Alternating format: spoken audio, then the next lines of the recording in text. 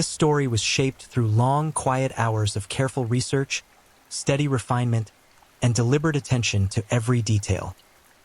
Nothing here appears by accident. Each element has been thoughtfully chosen to create a calm, immersive experience while honoring these events with the seriousness and respect they deserve. At its heart, this channel serves one purpose: to keep these stories alive, so they are not forgotten or lost to time and the noise that surrounds us. Somewhere in Oklahoma City, a man woke up one morning, looked at himself in the mirror, washed his hands, ate breakfast, and nobody ever knew that the night before, he had turned a human being into scattered pieces spread across the city like a puzzle he never intended anyone to solve.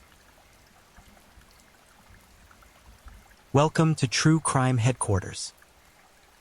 This evening, we uncover 3 disturbing cases where the truth lurked far beneath a harmless surface. Now, please take a moment to settle in. Breathe slowly. Let the outside world fade.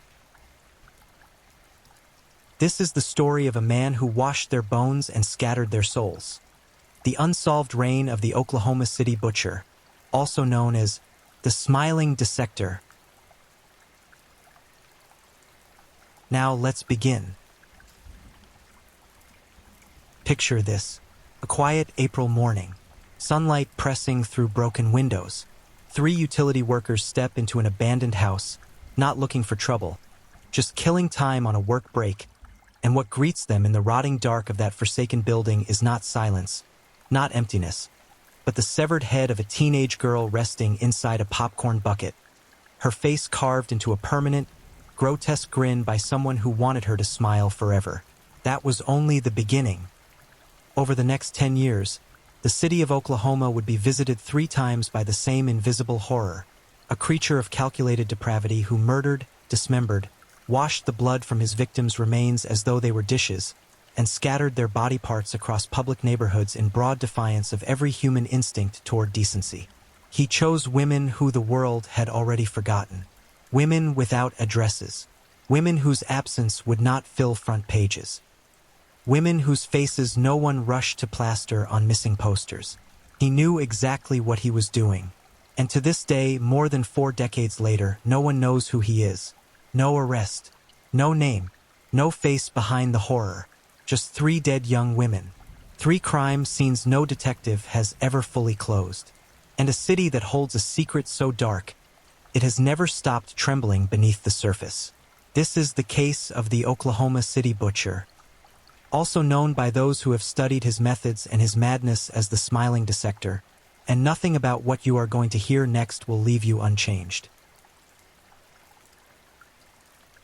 Please, if you enjoy listening and would like to find this channel again, you're welcome to subscribe. Oklahoma City, 1976. The United States was just coming off the hangover of Vietnam.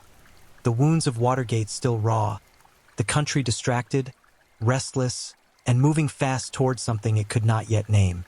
In the heartland, cities like Oklahoma City wore the quiet face of Middle America: church steeples, oil derricks, wide flat roads stretching endlessly toward a horizon that promised nothing and delivered less to those without money or privilege. It was a city with beauty and ambition on one side, and on the other side, crumbling neighborhoods where the desperate and the invisible lived in the cracks of society, sheltered by abandoned houses, warmed by whatever luck the day offered. It was in these forgotten corridors, these alleyways between the world the powerful inhabited and the world the powerless endured, that a predator moved without detection. He was not flashy. He did not brag. He left no fingerprints on the imagination of the city until his work was already done. And by the time anyone understood what he truly was, he had already completed his first act of unspeakable violence and melted back into the ordinary fabric of life as though nothing had happened. Kathy Lynn Shackelford was 17 years old when she last walked freely through the streets of Oklahoma City. She was a member of the Sac and Fox Nation, a young Native American woman whose life had veered into the brutal unpredictability of homelessness at an age when most teenagers were navigating school hallways and first heartbreaks. Kathy had run away, The specifics of why she fled her home are wrapped in the kind of private pain that rarely makes its way into official records. But what the records do tell us is this. She was 17, she was on her own, and the streets of Oklahoma City were both her shelter and her danger. The last confirmed sighting of Kathy alive came approximately 2 months before her death, when she was treated at a local Oklahoma City hospital for unspecified reasons. A brief moment of institutional contact. A bed, perhaps a meal, perhaps someone asking her if she had a safe place to go. Then she vanished back into the city, back into the invisible life, back into the shadow world where the predator was watching. April 1st, 1976. A date that feels almost like a cruel cosmic joke, though there is nothing remotely funny about what happened on it.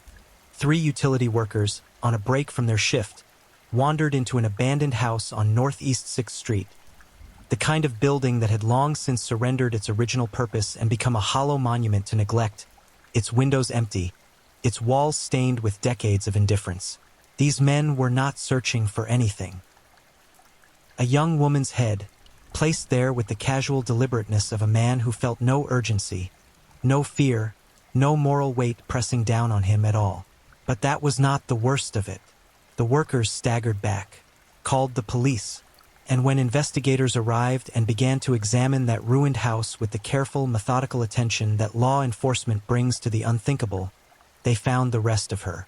Her arms, her legs, her torso, scattered throughout the structure, positioned in various rooms as though the killer had arranged a macabre gallery, a private exhibition of his power over a human body that had once laughed and breathed and carried the entire universe of a young woman's interior life. But certain pieces of Kathy Shackelford were never found. Her sexual organs had been removed and taken. One of her hands was missing and was never recovered. The physical evidence suggested that these had not been lost. They had been deliberately kept. By whom? For what purpose? No one has ever been able to say with certainty. And then there was the face. The killer had taken something sharp. Investigators could not determine exactly what, and carved a smile into Kathy's face. A deep, deliberate incision cut across her skin to create the permanent impression of a grin. It was not accidental. It was not the result of a frenzied, uncontrolled attack. It was precise. It was intentional. It was the signature of someone who wanted this girl to smile, who wanted that expression fixed permanently on her face, who wanted, perhaps, to mock something. Death, pain. The investigators who would eventually find her. Or perhaps something even darker and more interior, something within his own psychology that has never been illuminated because he has never been caught. Kathy Shackelford's body was processed. Evidence was collected. The case was opened. And then, because Kathy was homeless, because she was indigenous, because she existed in that terrible category of human being that polite society had already informally dismissed, the case began its slow fade. No one reported her missing. Not immediately. Not for years. In fact, Kathy Shackelford remained unidentified for 17 years. 17 years in which her case sat in a file, her name unknown, her family unaware, her killer completely free. It was not until 1993 that her cousin, a woman named Andrea Medina, finally reported Kathy missing to the police. The identification was made through the painstaking cross-referencing of old evidence and new information. 17 years. Her name had been in no one's mouth. No one had fought for her. No vigils. No press conferences. No tearful appeals on the evening news. Just silence and a case file, and a killer who had moved through those years entirely undisturbed. The abandonment of Kathy Shackelford's case, not by the detectives who worked it, but by the broader social machinery that determines which victims receive urgent attention and which do not, is itself a kind of secondary crime. A crime of indifference. A crime that emboldened the man who killed her, because if the response to his first murder was this muted, this slow, this ultimately toothless, then what reason did he have to stop? None, as it would turn out. The city moved on. The abandoned house on Northeast 6th Street fell deeper into ruin. Spring became summer, became autumn, became winter, and then spring again, over and over, year after year, and somewhere in Oklahoma City a man lived his life, went to work, perhaps, or did not, ate his meals, slept at night, walked through the same streets where his victim had once walked, and waited, because whatever drove him was not the kind of hunger that a single act could permanently satisfy. 3 years passed. In those 3 years, Oklahoma City grew and changed around its invisible darkness. The oil economy pulsed and fluctuated. Neighborhoods shifted. New buildings rose on the east side. Old ones continued their quiet collapse. The city's underbelly, the network of parks, alleys, abandoned structures, and open lots where the homeless population lived their precarious lives, continued to operate as its own hidden society, largely invisible to the comfortable majority. And into that hidden society the killer came again. Arlie Bell Killian was 21 years old. She was Native American. She was homeless, her life derailed by the kind of substance abuse that rarely happens in a vacuum, that tends to grow in the soil of trauma, poverty, and the particular despair of a person who has run out of options that society was willing to make available to them. Despite her circumstances, Arlie had family. She was not a ghost to the people who loved her. On the day she disappeared, she had seen her family members just hours before. A detail that makes the proximity of her death to that ordinary, human moment of connection almost unbearable to contemplate. April 19, 1979. An early evening, the lights still hanging in the Oklahoma sky, the kind of evening when children play outdoors because the weather is cooperative and the hours feel generous. A group of children were playing basketball in an alley off Northeast 10th Street, just a few blocks from where Kathy Shackelford had been found 3 years earlier. A geography of horror that would only become apparent in retrospect. One of the children's dogs came running into the street, with a human head in its mouth. Let that detail exist in your mind for a moment. A dog, a neighborhood dog doing what dogs do, driven by instinct and the particular magnetism that death has for animals. Running through the street with the head of a 21-year-old woman clenched between its teeth, while children looked on. The police were called. The neighborhood was transformed immediately from a place of ordinary evening life into a crime scene of almost incomprehensible brutality.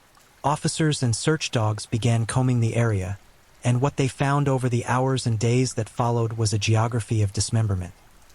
Arlie Killian's body, in pieces, scattered across an extended swath of the downtown neighborhood as though the killer had moved through the area deliberately, placing her remains at intervals, distributing her across the landscape with the patient, purposeful manner of a person who was not afraid, not rushed, not threatened by the possibility of being seen.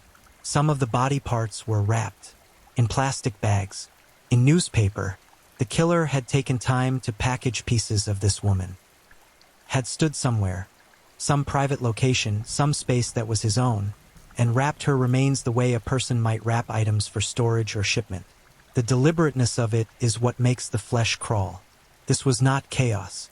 This was not blind fury. This was a man with a process. And the blood, there was none. Every body part that was recovered, every piece of Arlie Killian that the police gathered from that neighborhood, had been completely washed clean. The killer had bathed her remains, had run water over the severed pieces of a human being with the same mundane physicality of a person washing produce from the garden. The absence of blood was so complete, so thorough, that it constituted its own kind of signature, a declaration of deliberateness, a statement of control that told investigators they were dealing with someone who was not only capable of extreme violence but capable of sitting with its aftermath in absolute psychological composure. Her left hand was found, her pelvis, her head, recovered separately from where the dog had first carried it. One of her shoes, various pieces of flesh. But even as the evidence mounted, a full accounting of Arlie's remains would take months, because the killer was not finished distributing her. He continued even after the discovery, even after the city knew what had happened, even after police were actively searching. He continued to appear in public spaces, in busy parts of downtown Oklahoma City, and leave pieces of Arlie Killian behind. The majority of her body was not discovered until May 1st, nearly 2 weeks after that first terrible April evening, when remains were found in a generally busy section of the city's core. He had placed them there knowing they would be found, knowing the city was watching, and he had done it anyway. This detail, the continuing disposal of remains even after the case was public, tells investigators, and tells us something profound and disturbing about the psychology driving these crimes. This was not a man acting purely from compulsion and then retreating in panic. This was a man who felt comfortable, who felt safe, who perhaps felt powerful, who walked through Oklahoma City with whatever he carried and felt himself above the reach of consequence. Investigators identified Arlie through her fingerprints approximately 1 week after the initial discovery. Her family was notified, and almost immediately, the investigation produced its first strong suspect, or so it seemed. Arlie's brother, Perry Killian, had been arrested by police on April 24, 1979, 1 day before Arlie was officially identified. The timing was striking. The family connection was obvious. Perry was brought in for intensive questioning. Psychological evaluations were conducted. He was examined for potential violent tendencies. For a moment, it seemed as though the case might close quickly and completely, a terrible family tragedy rather than the work of an unknown predator. Then the body parts kept appearing. While Perry sat in custody, locked in a jail cell, under the watch of law enforcement, physically incapable of going anywhere in the city, fresh pieces of Arlie's remains continued to be recovered throughout Oklahoma City. The killer was still moving, still depositing, still making his quiet, obscene rounds through the downtown neighborhoods. Perry Killian could not have been responsible. The timeline was impossible. The evidence was clear. Perry was released, and investigators were forced to accept the truth they had perhaps been hoping to avoid. Someone else was out there, still active, still untouched, still free. The case moved forward. Tips were gathered. The neighborhood was canvassed. The medical examiner studied the dismemberment with particular interest, trying to understand the method, whether surgical training was involved, whether the precision of the cuts suggested medical knowledge, whether the killer might be someone connected to the nearby Oklahoma University Medical Center. Early speculation leaned toward this possibility. The cuts seemed, at first assessment, potentially skilled, potentially clinical, but this theory would not survive further scrutiny.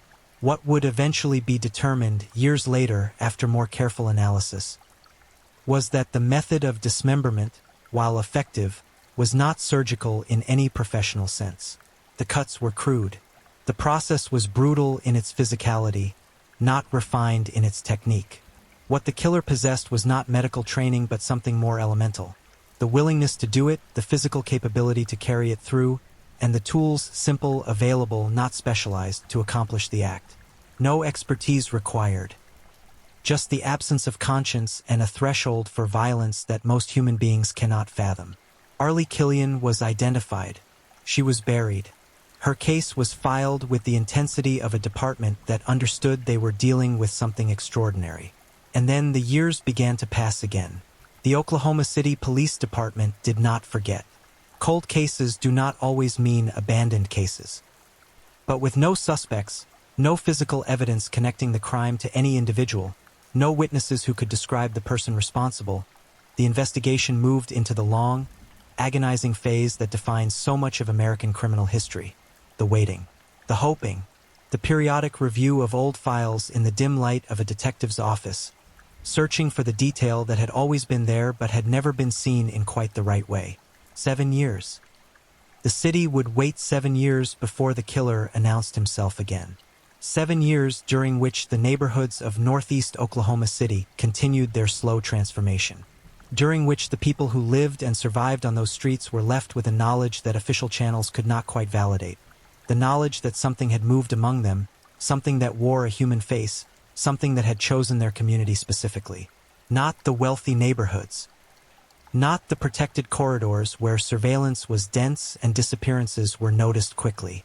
These streets, these people, the smiling dissector had found his hunting ground, and he would return to it. There is a particular quality to the silence that follows a crime that has not been solved. It is not the peaceful silence of resolution. It is not the clean quiet that comes after a wound has properly healed. It is the silence of something unfinished. The kind that hums beneath the surface of ordinary life the way a power line hums, constant and low and always there if you are still enough to feel it. Oklahoma City carried that silence through the late 1970s and into the early 1980s. The city grew. Development crept along the eastern corridors where Kathy Shackelford and Arlie Killian had been found. New businesses, new residents.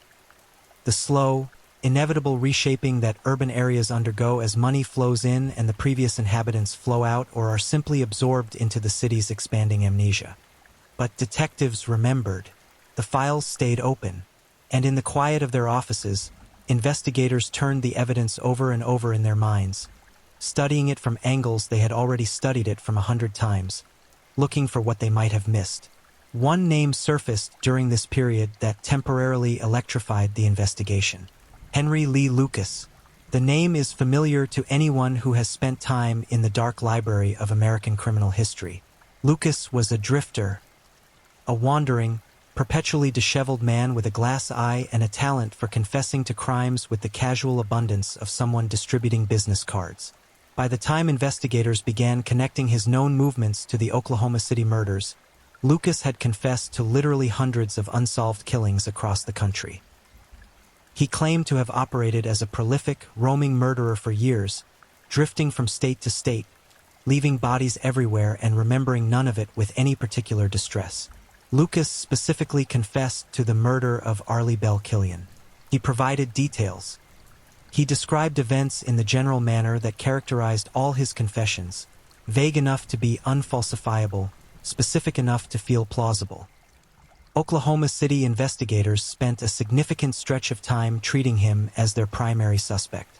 The possibility that the case might finally close, that a name and face might be attached to the horror, was tantalizing. Then came the news that shattered it. While investigators were building their case theory around Lucas, the Oklahoma City butcher struck again. March 1986. A new victim, a new crime scene, a new dissection. Henry Lee Lucas was behind bars when it happened. He was in custody, in a cell, surrounded by the very institutional infrastructure that would have made it physically impossible for him to travel to Oklahoma City, select a victim, kill her, process her remains, and scatter them through the neighborhoods of northeast downtown. It was not Lucas. It had never been Lucas. The confession, like so many of Lucas's confessions, was the self-aggrandizing fiction of a man whose relationship with truth was as loose and drifting as his relationship with any fixed address. Investigators who had invested time in that theory had to absorb the disappointment and return to the starting position. The killer was still out there, still free, still local, perhaps, given the confidence with which he navigated the specific geography of northeast Oklahoma City. Kyle Eastridge, a cold case inspector who reviewed the files years later, offered an assessment that is chilling precisely because of how ordinary it sounds. He told investigators that Lucas was no longer considered viable, and that the real killer was likely someone who had lived in that area, someone intimately familiar with the neighborhoods, the alleys, the abandoned structures, the rhythms of the community. Someone comfortable enough with those specific streets to walk through them at night carrying human remains and not be seen, or to be seen and not be considered suspicious. Think about that. The confidence required for that. The years of ordinary presence in a place that allowed a person to move through it even while doing the unthinkable. The killer was not a stranger passing through. He was, in all probability, someone who belonged there, someone who shopped at the same stores, who perhaps nodded at the same neighbors, who was known, at least by face, to the community around him. This is the aspect of cases like this one that disturbs beyond the physical horror of the crimes themselves. The proximity, the camouflage of normalcy, the fact that evil of this magnitude does not always announce itself in the way we imagine, does not always wear the visible signature of madness, does not always present with the obvious markers we have been conditioned by film and fiction to expect. Sometimes it moves quietly in khaki pants and a plain jacket, through a neighborhood it knows well, doing what it does and then going home. The FBI was eventually brought in following the third murder, which we will arrive at shortly, to develop a psychological profile of the killer. This was standard procedure for cases that appeared to share a single perpetrator across multiple crimes and years. Specific details of that profile were never publicly released in their entirety, but investigators revealed some of what it contained. The profile described a probable recluse, Someone with psychotic tendencies that were carefully managed in daily life, surfacing only in the private violence of the crimes. Someone who likely had a history of mental illness, either diagnosed and documented somewhere, or undiagnosed and simply carried quietly, a secret weight that the person had learned to hide. The FBI's behavioral analysis also noted the pattern of victim selection, homeless Native American women, as significant. These were not random choices. The killer understood, with whatever portion of his mind was calculating rather than simply consuming, that these women existed in a zone of social vulnerability that would reduce the urgency of the response to their deaths. He was selecting for invisibility. He was choosing people who were less likely to be searched for quickly, less likely to have their disappearances noted in the 24 to 48-hour window that can be critical in cases of abduction. He was, in the most cold-blooded sense of the phrase, making a strategic decision. This is not unusual in the broader study of predatory violence. Criminologists and behavioral analysts have documented extensively the phenomenon of killers who target populations they perceive as socially marginal. People whose connection to mainstream protective systems is tenuous, whose absence may not trigger immediate alarm, whose deaths may receive less rigorous investigative attention than deaths in more prominent or well-documented communities. The Oklahoma City butcher fits this pattern with devastating precision, which returns us, inescapably, to the second crime scene, to Arlie Killian, to the weeks that followed the initial discovery of her remains, during which the killer continued his extraordinary behavior of returning to the public spaces of northeast Oklahoma City to deposit additional pieces of her body. Consider the audacity embedded in that behavior. The police knew about the case. The neighborhood was aware. There was, however diffuse and inconsistent, some degree of heightened awareness in the community. And yet he returned, multiple times, over multiple weeks, moving through busy sections of downtown, setting down what he carried, walking away, disappearing back into the day. No one saw him, or if anyone saw him, a man carrying bags in the downtown streets. The sight registered as nothing noteworthy, because he looked like nothing noteworthy, because he had engineered himself, or simply happened to be engineered by circumstance and psychology, into a form of invisibility that the ordinary eye could not penetrate. The medical examiner's office worked the Killian evidence with painstaking thoroughness. The washing of the body parts was particularly notable, and not only as a logistical detail. Forensically, the washing had a purpose beyond mere cleanliness of presentation. It reduced the available biological evidence. It disrupted the trace material, the hair, the fluid, the microscopic debris, that might otherwise have connected the crime to a specific individual or location. Whether the killer understood forensics in any technical way is unknowable, but the effect of his washing was protective. It shielded him. It stripped the crime scene of the very evidence that might have pointed a finger. Her identity confirmed, her family notified, and then the investigation entered its long, difficult middle passage. The phase where the urgency of discovery gives way to the grinding patience of a case that refuses to yield. Detectives interviewed. They followed leads. They eliminated suspects. They revisited the geography of both crime scenes, looking for the thread that connected them not just to each other but to the person responsible. The neighborhood itself was an important character in this investigation. Northeast Oklahoma City in the late 1970s was a predominantly African-American community, built through decades of segregation, resistance, and self-sufficiency. The streets between Northeast 6th and Northeast 10th, the corridor where both crimes had occurred, were not empty or desolate in any complete sense. They were lived in. People moved through them. Witnesses potentially existed.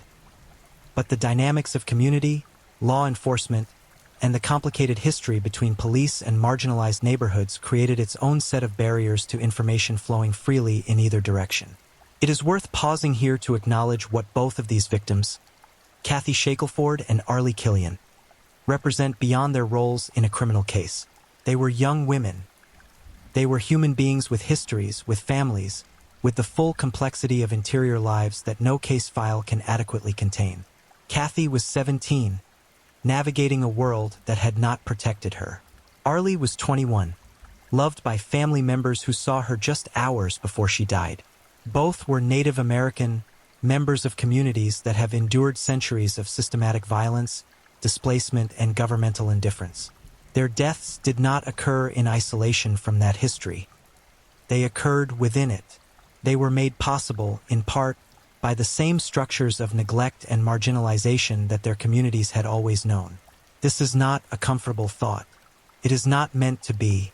To engage with these cases honestly requires engaging with the uncomfortable truth that certain lives are valued less than others by the systems that are supposed to protect all lives equally.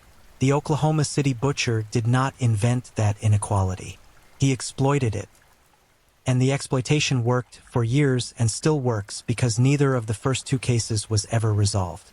As the early 1980s unfolded and the investigation continued without breakthrough, the community around northeast Oklahoma City changed. Buildings were demolished. Others fell on their own. The specific geography of the crime scenes was slowly erased by the same development pressures that erase so many things inconvenient to progress. The city was expanding its downtown.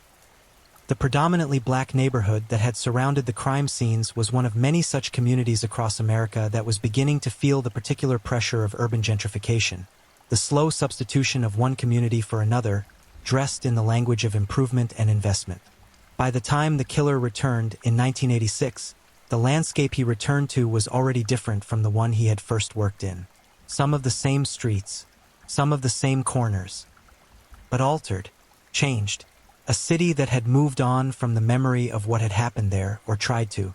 The smiling dissector did not care. He came back anyway. He came back with the same methodology, the same patience, the same cold thoroughness. And he chose another young woman who the world had already largely decided was not worth its full attention. Before we go to that final crime, the third and last known act in this sequence of terror, it is worth dwelling in this middle passage for a moment longer, because the years between 1979 and 1986 are not simply a gap in the story. They are part of the story. They represent 7 years during which a person who had committed 2 extraordinary murders lived among his fellow citizens without consequence. 7 years of grocery store trips and perhaps employment, of passing strangers on sidewalks, of breathing the same Oklahoma air as the families of his victims. 7 years of complete, undisturbed freedom. What does that do to a person? What does complete impunity do to the psychology of someone who was already operating at the extreme outer edge of human darkness? Does it confirm for them what they suspected, that they are beyond reach, beyond accountability, beyond the moral gravity that holds the rest of humanity in check?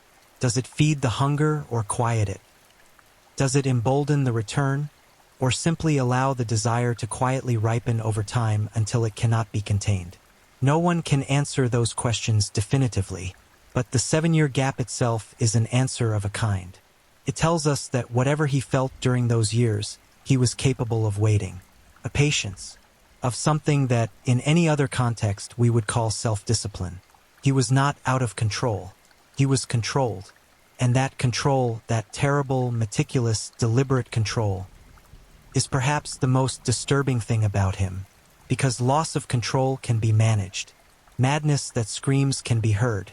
But quiet control, patient planning, the ability to wait 7 years and then resume as though no time had passed, that is something different, something harder to detect, something that wears normalcy like a second skin and never once lets it slip where anyone can see. And then the morning came when Albert Archie walked his dog through the backyard of his home on Northeast 1st Street, and the world cracked open again. March 6, 1986. The morning was ordinary in the way that all mornings are ordinary before they become extraordinary. Albert Archie, 62 years old, a man who had lived his quiet life on Northeast 1st Street in Oklahoma City through decades of the city's changes, walked his dog through the backyard of his home as he probably did every morning. The yard backed onto an alleyway, one of those narrow corridors between properties that accumulate the debris of neighborhood life, the broken furniture, the discarded appliances, the tall grass that grows without permission at the edges of lots. His dog pulled toward something in that tall grass. And when Archie looked closer, when he parted the overgrowth and looked at what his dog had found, he encountered what detectives would later describe as the upper torso, the lower left leg, and additional small fragments of a human being, arranged or simply deposited in the dense grass that bordered the alley, as though placed there by someone who had walked through that passage in the night without disturbing a single neighbor. Albert Archie called the police. Oklahoma City law enforcement arrived and began the systematic work of processing the scene. They expanded the search perimeter, moving outward from the alleyway in the careful, concentric pattern that investigations of this kind require. They searched the surrounding neighborhood, the adjacent lots, the nearby streets. They found nothing more that day. 7 days passed. 7 days of investigation, of canvassing, of attempting to identify the victim through the partial remains that had been recovered. And then, approximately a week after Albert Archie's discovery, just around the corner from the original scene, on a street in the immediate vicinity of Northeast First, a passerby noticed something burning in a trash bin on the sidewalk. A human head, on fire, in a garbage container on a public street. The killer had set it alight, had committed this final act of desecration in what must have been the middle of the night or the early morning hours, in a residential area, within walking distance of where the torso and leg had already been found. He had been back. He had stood on that street. He had set a fire. And then he had walked away, in no discernible hurry, before anyone saw him. This detail, the burning head, is the act that most powerfully illustrates the depth of contempt, or the profound psychological disruption, or perhaps both, that animated the Oklahoma City butcher's crimes. It is one thing to kill. It is one thing to dismember, terrible, dehumanizing, criminal beyond ordinary comprehension, but studied in enough cases that investigators have frameworks for understanding it. But to return to the scene, to bring the head of your victim to a trash bin on a public street, to set it on fire in a residential neighborhood, to do this days after the first discovery, when police are actively investigating, when the neighborhood is alert, that is a behavior that says something so extreme about the inner world of the person doing it that every investigator who has ever reviewed this case has sat with it in troubled silence. Could be an act of contempt for law enforcement, a taunting, a demonstration of superiority, a look what I can do while you're searching gesture. It could be an attempt to destroy evidence, fire as a forensic countermeasure, an effort to eliminate the kind of biological material that might eventually lead to identification or investigation. Could be both. Could be neither. It could be something stranger and more interior, something produced by a psychology so fractured from ordinary human motivation that any framework we apply to it risks being inadequate. What it accomplished, practically, was a partial destruction of the evidence the head might have yielded. But it did not accomplish complete destruction, because she had tattoos. Tina Marcia Sanders was 22 years old. She was Native American. She was homeless. The same terrible condition of vulnerability that had characterized both of the previous victims. She had been known to police, in the way that homeless individuals in areas with active law enforcement presence often are. Her name and physical description, including her tattoos, had been logged in police notations about the neighborhood's homeless population. This documentation, born of circumstances that were not kind to Tina in her lifetime, became the instrument of her posthumous identification. When investigators processed what remained of the burning head from that trash bin on Northeast First Street, they were able to cross-reference the tattoos, partially preserved, identifiable despite the fire, against existing records. Tina Marcia Sanders, 22 years old, found less than a mile from where Arlie Killian's remains had been discovered 7 years earlier. The same method, the same washing, the same dismemberment, the same distribution of remains across a public neighborhood, the same total absence of useful forensic material pointing to an individual perpetrator, the same killer. This third crime completed a pattern that investigators could no longer describe as coincidental or uncertain. 2 killings might be a terrible coincidence of geography and method. 3 killings spread over a decade in the same neighborhood using the same process targeting the same type of victim. That is a series. That is a predator with a consistent profile and a consistent hunting ground. That is the Oklahoma City Butcher, operating as a defined entity, and investigators finally had enough case material to request the full resources of the FBI's Behavioral Analysis Unit. The response to Tina's disappearance, like the response to the earlier victims, had not been immediate. She had been seen the day before her torso was found by Albert Archie. One day, she was there and then she was gone, and it took a retired man walking his dog behind his house to bring her back to the attention of the world. There were no massive searches in the hours after she disappeared. No coordinated response. The circumstances of her life, homeless, Native American, disconnected from the institutional safety nets that might have generated an earlier alarm, meant that the window between her disappearance and her discovery was measured not in hours but in days, and by then the killer had already completed whatever private ritual the dismemberment represented for him and scattered the evidence of it across the neighborhood's geography. Let us dwell for a moment on the methodology of these crimes. On the actual physical process of what the killer did, because to understand this case fully, to honor the gravity of what happened to these three women, requires not looking away from the specific darkness of it. After killing each victim, and the manner of death was never definitively established for any of the three, given the condition of the remains, the killer engaged in dismemberment. He removed limbs. He separated the body at its joints and segments. He extracted specific organs and appendages that were never recovered, suggesting retention, suggesting a personal collection of some nature, suggesting that the killing and the dismemberment were not merely acts of violence but acts of acquisition. He was taking something, keeping something, the nature of what he kept, and what he did with it in the privacy of whatever space he inhabited, is one of the darkest unknowns in a case full of dark unknowns. Then he washed the remains. This is methodical. This takes time. This requires a location, a space with water access, sufficient privacy to carry out the act without detection, sufficient physical room to manage what he was managing. This was not being done in a car or an alley. He had somewhere, a home perhaps, an access point with a working water supply, a place that was his, that he controlled, within which he performed the entire sequence of acts that preceded the public disposal of the remains. The washing removed blood. It removed the kind of biological trace that forensic investigators rely on. It was either a calculated forensic countermeasure by someone who understood, intuitively or through some form of study, what investigators look for, or it was something else. A ritual component, a personal compulsion, a need to present his victims in a specific state. Several criminologists who have analyzed the case have suggested both possibilities without reaching consensus. The truth, like everything else about this killer, remains sealed in a mind that has never been open to public scrutiny. After the washing, he wrapped certain pieces. Bags and newspaper, materials available in any home, materials that implied a deliberateness of preparation, a planning that preceded the act of disposal. He was not running from crime scenes in a panic, throwing things randomly into bushes and fleeing.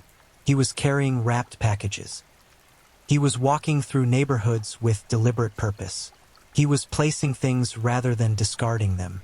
And then there is the question of the smile, cut into Kathy Shackelford's face. A specific, premeditated alteration of a young woman's face to impose an expression of happiness on the dead. This signature, performed on the first known victim but not documented on the subsequent ones, could mean several things. It could be that it was performed on all three victims but not documented in the same way in the records of the later cases. It could be that it was specific to Kathy for reasons unknown.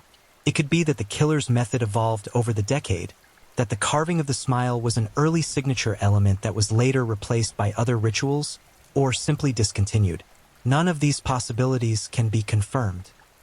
What it does confirm is that the person doing this had an interior landscape, a mental and emotional world, that was profoundly, comprehensively disordered in ways that standard criminal categories struggle to fully capture. The FBI profile described psychotic tendencies and likely mental illness.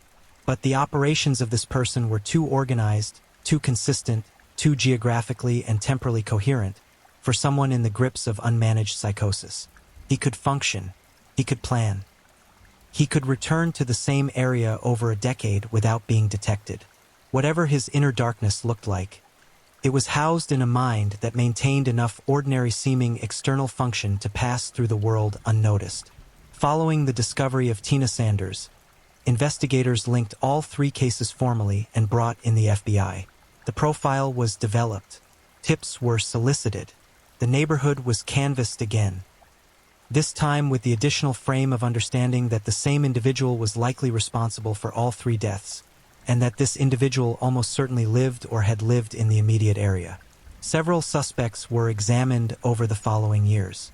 Perry Killian, Arlie's brother, had been eliminated years earlier by the circumstances of his arrest. Henry Lee Lucas had been definitively ruled out. Other persons of interest were identified through the tip lines, through behavioral analysis, through the specific knowledge the FBI profile suggested the killer would have of the Northeast Oklahoma City geography. All were investigated. All were ultimately cleared. No arrest was ever made. The case entered its cold phase. The neighborhoods where the crimes had occurred were gradually demolished, rebuilt, and gentrified.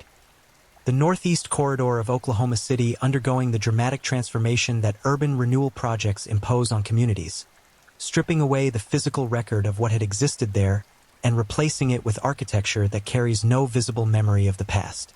The streets where these women had lived and died became, over time, something else entirely. The community that had witnessed these horrors was dispersed by the economics of development. The geography of the crimes was erased. But the cases remained open. The detectives who had worked them passed the files to new hands, generation to generation.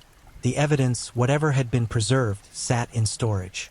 The names of 3 young women remained in a database of unsolved murders, attended by the administrative patience that justice sometimes requires in the absence of any other option.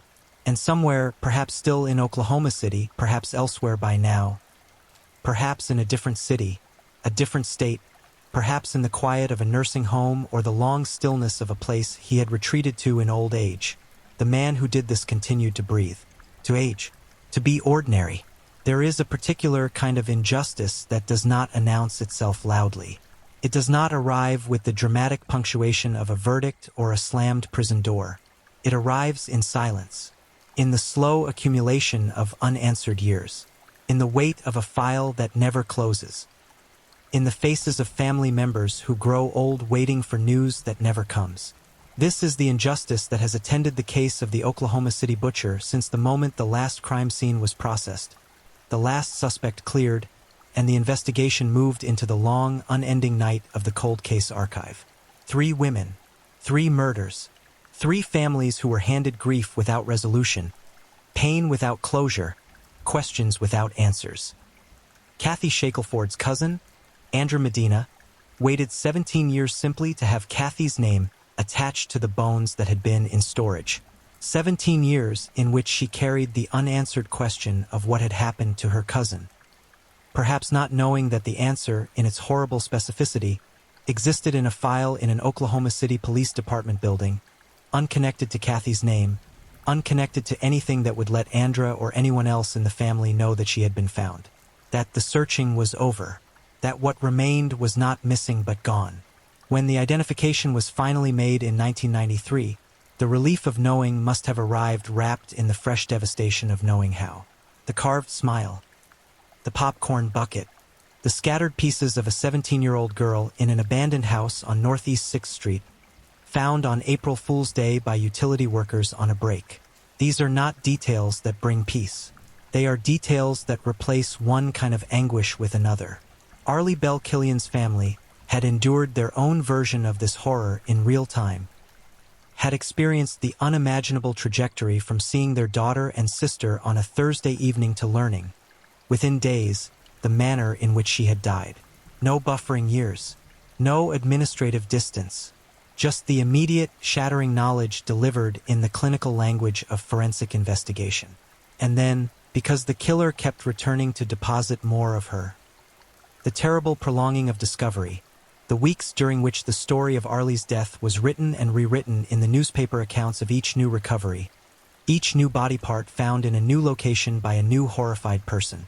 For Tina Sanders' family, the sequence was similar: the discovery, the identification, the confirmation.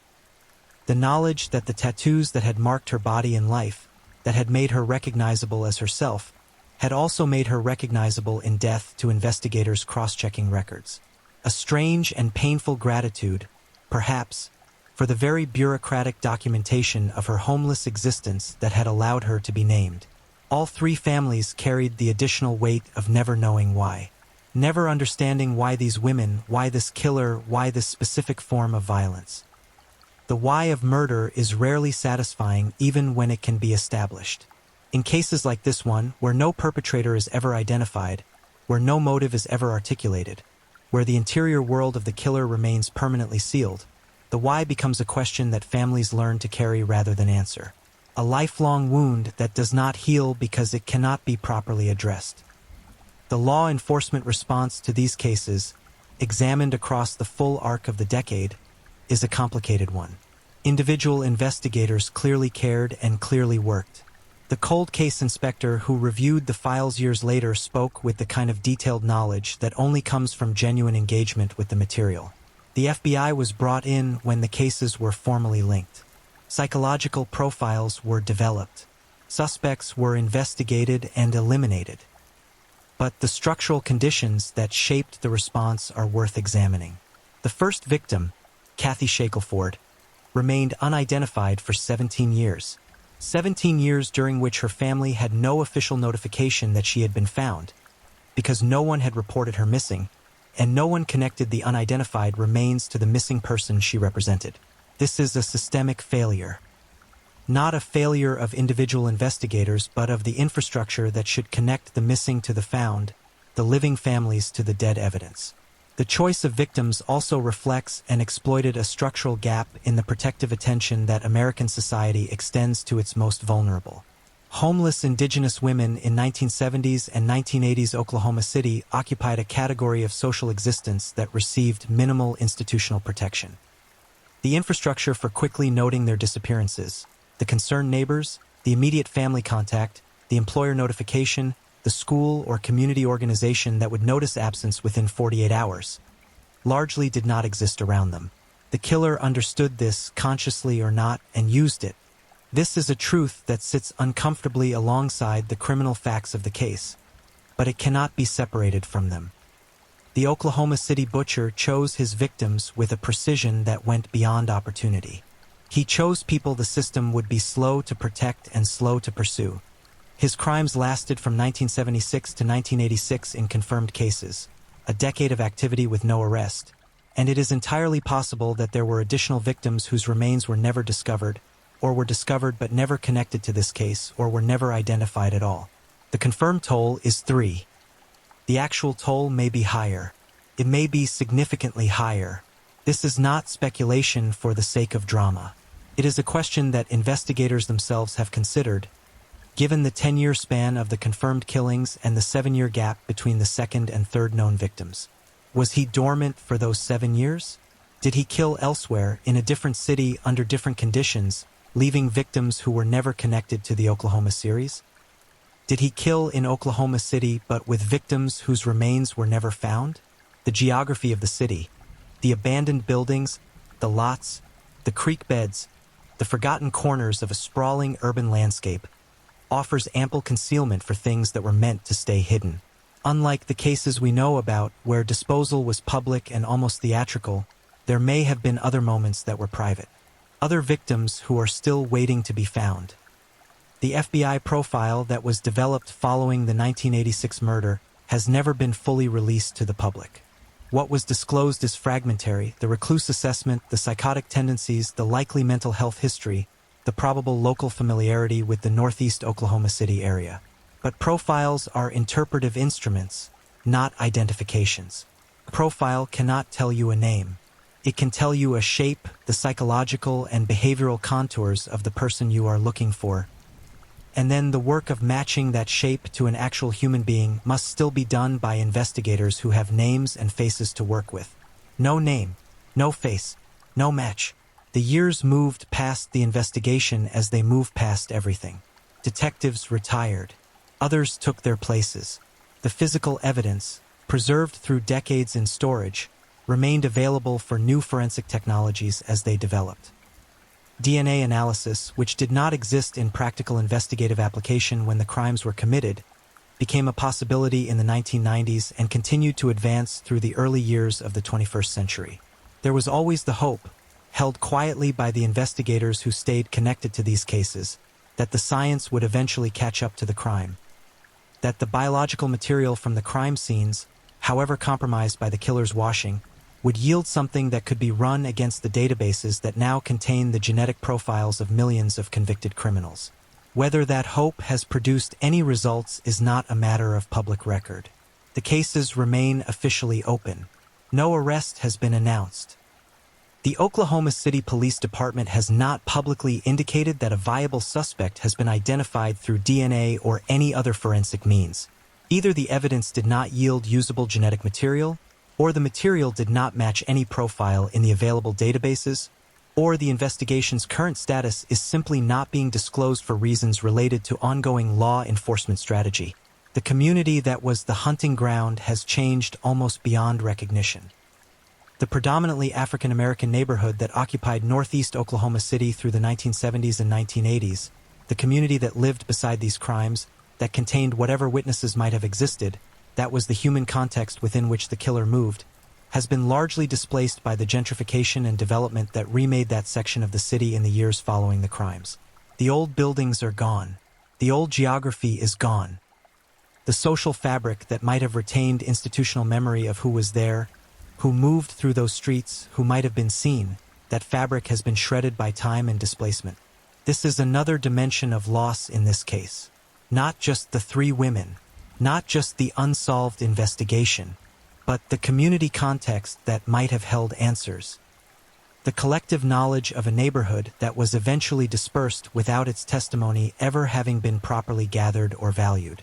Whatever the residents of northeast Oklahoma City knew or suspected in 1976, in 1979, in 1986, whatever observations were made and never shared with investigators, or shared but not followed to their conclusions, that knowledge is now scattered as completely as the victim's remains once were. The smiling dissector, a name that captures the methodical, almost clinical coldness of what he did alongside the particular horror of that carved grin on Kathy Shackelford's face, remains unknown. He remains, in the formal sense, a question without an answer. A case file without a suspect. A decade of horror without a resolution. But he was not and is not an abstraction. He was a person. He is, or was, depending on whether he is still alive, a human being who shared this earth with the rest of us, who breathed the same air, who walked the same streets. If he lived in the northeast Oklahoma City area through those years and stayed, he would be an old man now, in his 70s or 80s, assuming he was an adult when he committed the crimes, possibly still in Oklahoma City, possibly dead, possibly having spent the intervening 40-plus years in the ordinary transaction of life. Aging, declining, perhaps sitting in a room somewhere carrying this secret in the only place it has ever existed, inside his own mind.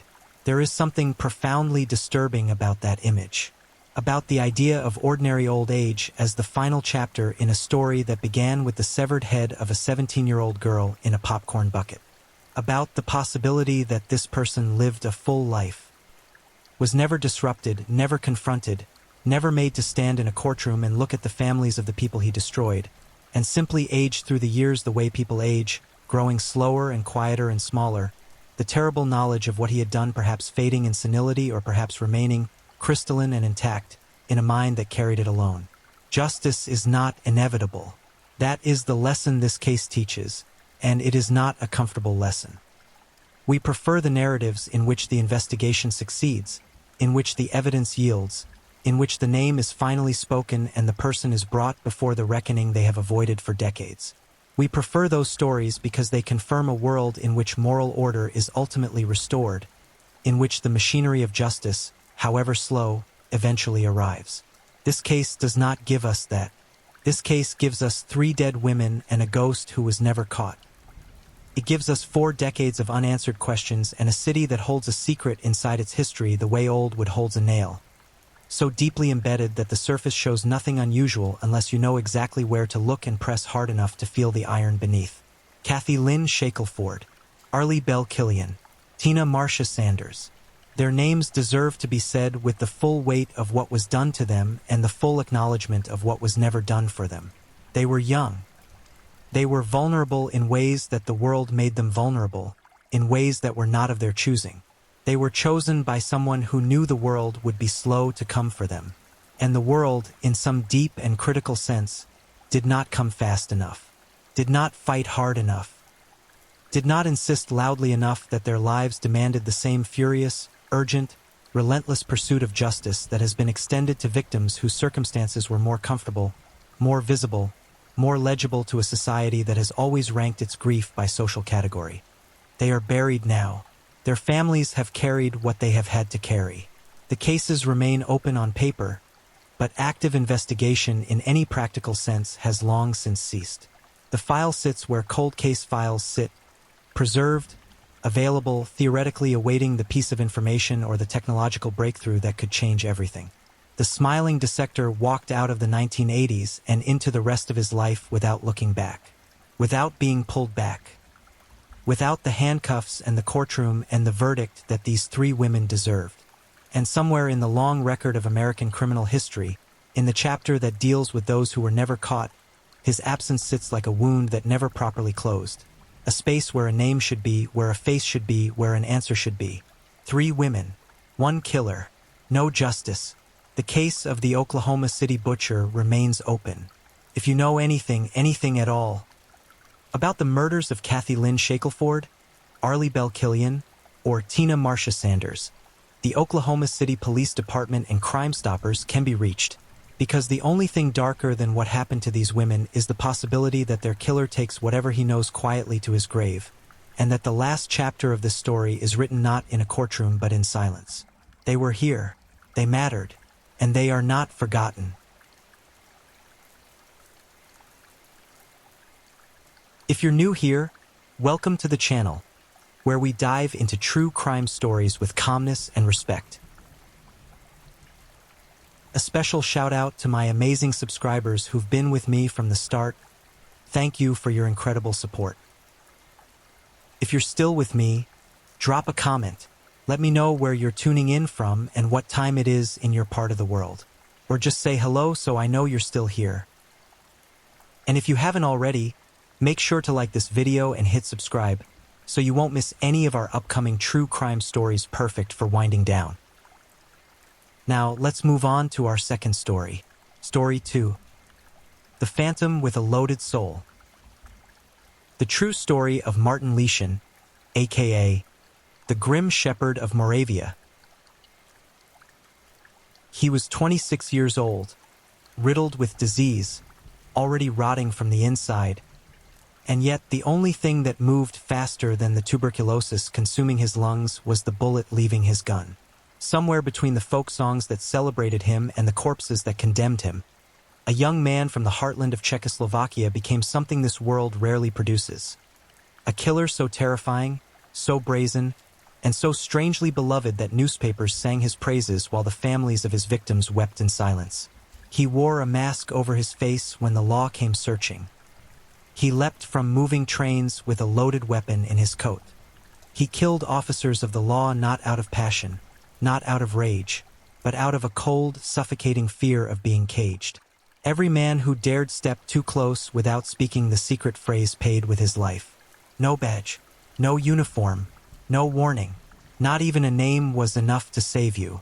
This is the story of Martin Leschen, the Grim Shepherd of Moravia, a man who transformed poverty, abandonment, and tuberculosis into something far more lethal than any of those things alone.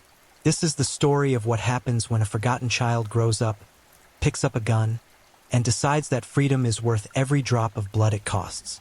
There is a particular kind of silence that settles over a child the moment the world decides it no longer wants him. It is not the silence of peace. It is not the silence of safety. It is the silence of erasure. The quiet, suffocating moment when a boy realizes that no one is coming, that no door will open for him, that the warmth other children feel in the arms of their families is a warmth he will never know.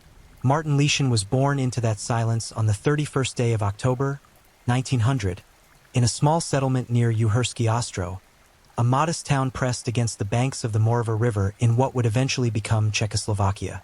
The date of his birth carries its own dark poetry. The eve of the dead, the night before all souls are said to wander. Whether the universe was marking something with that date or simply playing a cruel trick, no one can say with certainty. What can be said is this: the child born on that Halloween night would grow into one of the most dangerous human beings the Moravian countryside had ever produced. His earliest years were not colored by warmth or by any particular story of love lost. There were no tales of a mother's gentle hand ripped away by tragedy, no account of a father beaten down by grief. What existed instead was something almost worse: absence. A slow, grinding indifference that pushed a restless, difficult boy further and further toward the edges of acceptable society until, still young, he toppled over entirely. The authorities did not wait long. Before he had grown fully into a man, Martin Leschen was placed into a house of correction.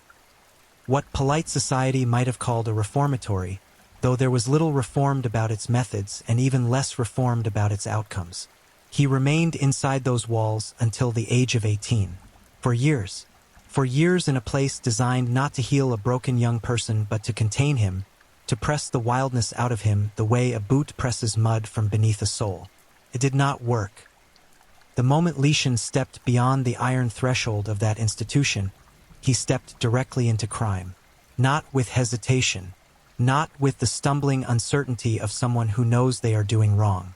He stepped into it the way a man steps into a coat he has been wearing for years. Familiar, practiced, natural. Theft became his language. Breaking and entering became his rhythm. The courts of Uhirsk saw him not once, but twice, handing down punishments that did nothing to quiet the hunger burning in his chest. He was fined. He was sentenced. He was released. He returned to the same darkness each time, only more practiced, only more certain. What followed was military service, conscription into the armed forces of a young republic still settling into its own identity after the collapse of the Austro-Hungarian Empire. For most young men, military service was a form of discipline, a framework that gave structure to energy that might otherwise explode outward in dangerous directions.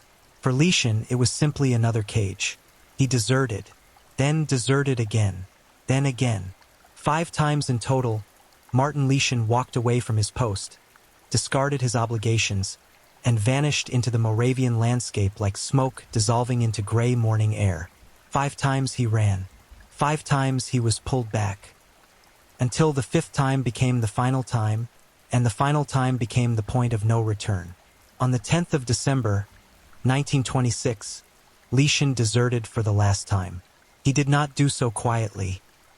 He did not slip away in the dead of night with his boots in his hands and a prayer on his lips.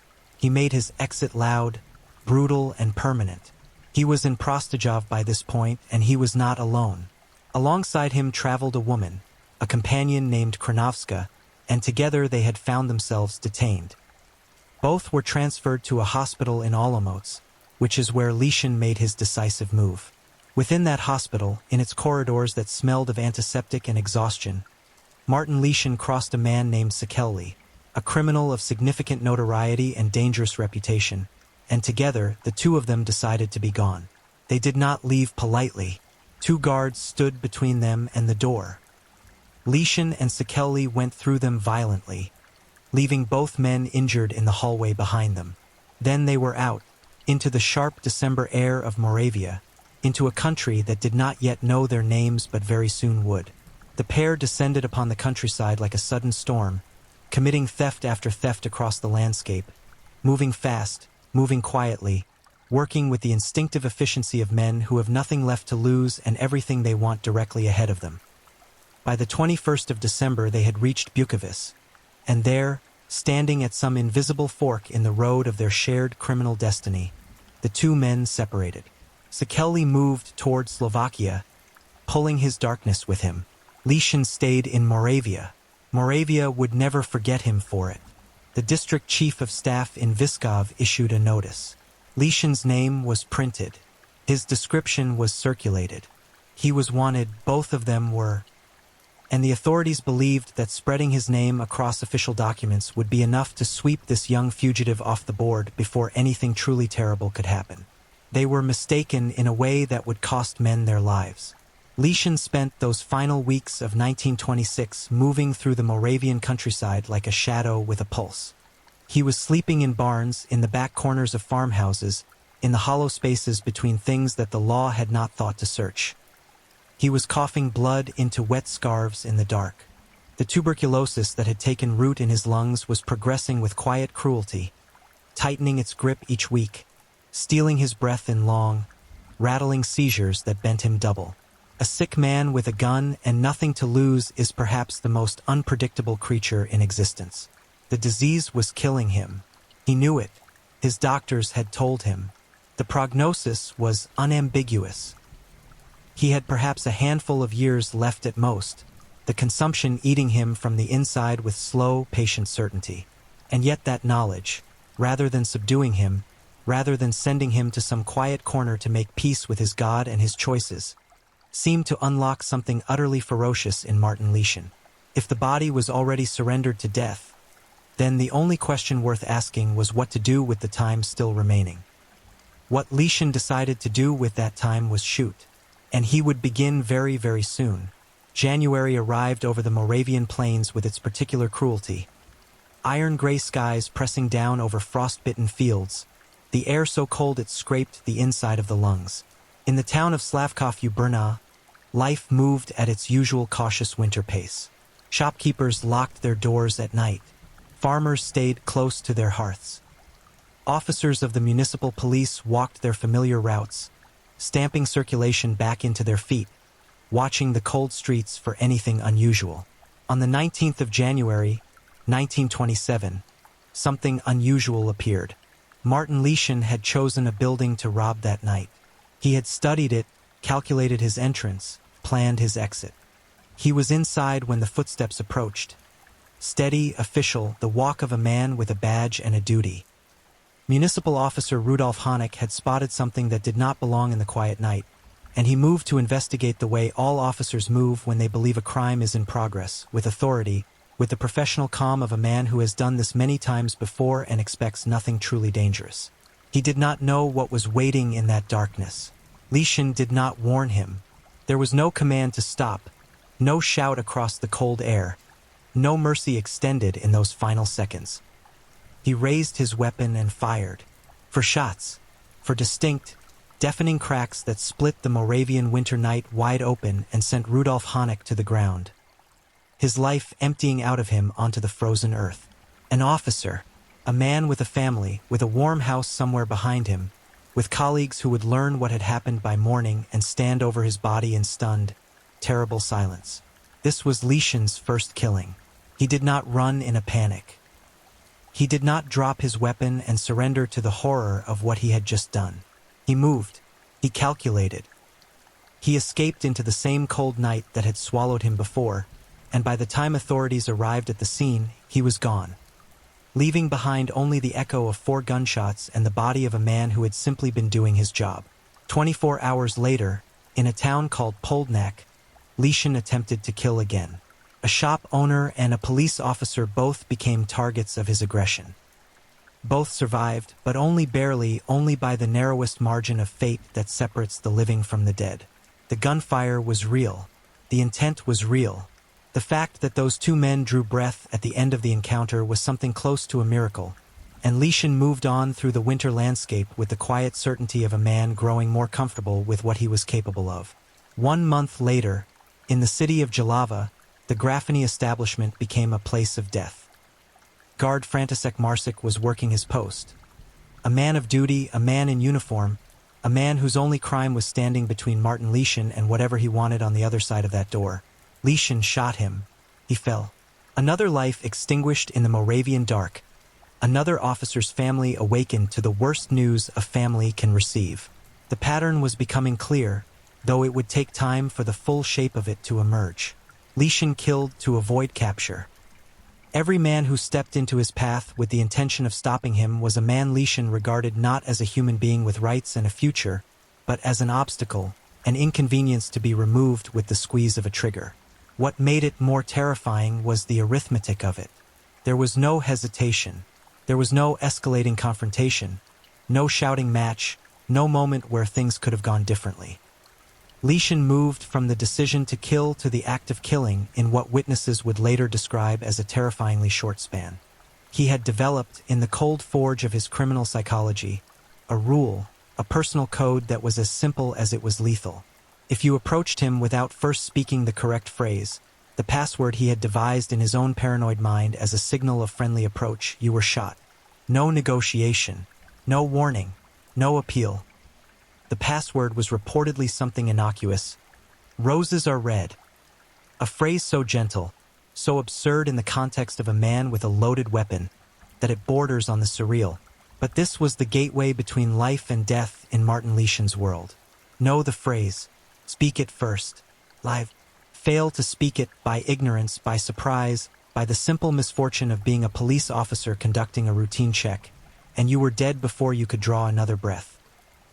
He had become something the Moravian landscape had never quite produced before.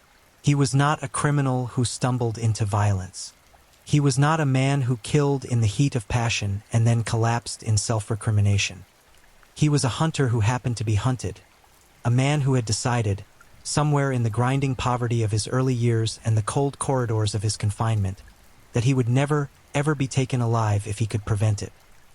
Every murder was an act of self-preservation in his diseased, determined mind. Every body left behind was proof that he was still free. He was still free, and he was only getting started. There is a particular kind of evil that the world insists on misreading as romance. History is scattered with it. The desperado who robs from the powerful, the fugitive who outsmarts the law, the ghost who moves through the establishment's best efforts like water moving through a closed fist. Ordinary people, tired of their own powerlessness, exhausted by their subservience to authority and wealth, sometimes project their own quiet rebellions onto these figures. They see not what the figure actually is, a killer, a danger, a walking catastrophe for any soul unlucky enough to cross his path, but what they wish he were. A symbol, protest, a beautiful, dangerous dream. Martin Lishan became that dream for a breathless few weeks in the winter of 1927. And it is one of the more disturbing chapters in this already deeply disturbing story. After the killing of Officer Marsic in Jalava, Lishan's name had circulated widely enough that recognition became a genuine threat. A gendarme in Jalava spotted him. The encounter took place on a train. One of those long, rattling Moravian journeys through the winter-stripped countryside, passengers bundled in coats against the cold seeping through the carriage walls. The gendarme recognized Lishan. Perhaps he reached for something. Perhaps he called out. What he did not do was speak any phrase that would have triggered Lishan's mercy. What followed was savage and brief. Lishan raised his weapon in the confines of that moving train and opened fire, shooting the gendarme multiple times at close range, close enough to smell the gunpowder, close enough to see the impact of each shot. Then, with a cold-bloodedness that left witnesses in the carriage frozen with terror, he threw himself from the moving train. The train was still in motion. The countryside was rushing past the windows. Lishan hit the frozen ground outside, absorbed the impact, recovered himself, and ran. Behind him, inside the carriage, was a bleeding officer and a compartment full of people who would spend the rest of their lives waking in the night with the image of what they had witnessed burned permanently behind their eyes. The reward was announced almost immediately. 10,000 koronas for the capture of Martin Lishan. It was a significant sum. Enough to change a life, enough to motivate entire communities to keep their eyes open and their tongues loose. Wanted notices went up in post offices and public buildings across Moravia. His description was repeated in newspapers, on official correspondence, in the conversations of police officers gathering in warm rooms to plan his capture. Lishan's response to all of this was to put on a mask and keep moving. Not a figurative mask, a literal one. A physical covering over his face that transformed him from a recognizable young fugitive into a faceless, unplaceable specter drifting through the Moravian countryside. He continued robbing. He continued stealing. He continued breaking into establishments with a wet cloth pressed over his coughing mouth.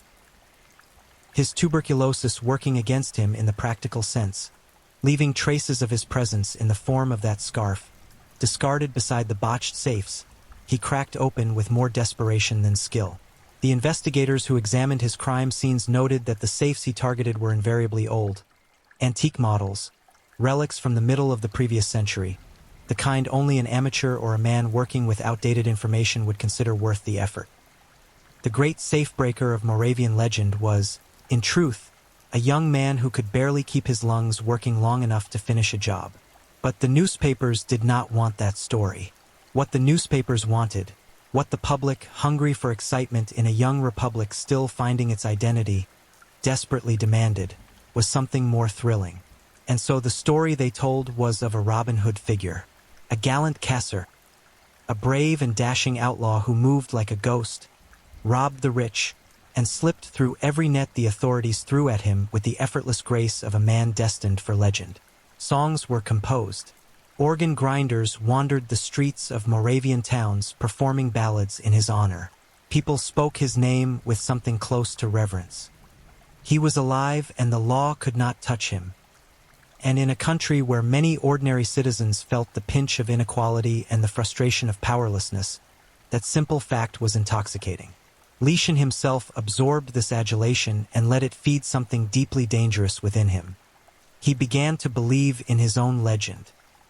He began to feel invincible, not in the reckless way of young men who have simply not yet encountered their limits, but in the more peculiar, more intoxicating way of someone who has been told by 1,000 voices that they are extraordinary, that they are untouchable, that history is watching. He would later say, in the composed quiet of a courtroom, that he believed he had become a legend. It was, as one chronicler observed with terrible precision, his road to hell, because the fantasy began to crack on the 8th of March, 1927. On that date, in the town of Vesely nad Moravou, Martin Lieschen encountered Chancellor Antonín Stuchley. The circumstances of the encounter are important. Stuchley was not a hardened soldier. He was not an armed law enforcement officer hunting Lieschen down through the winter countryside.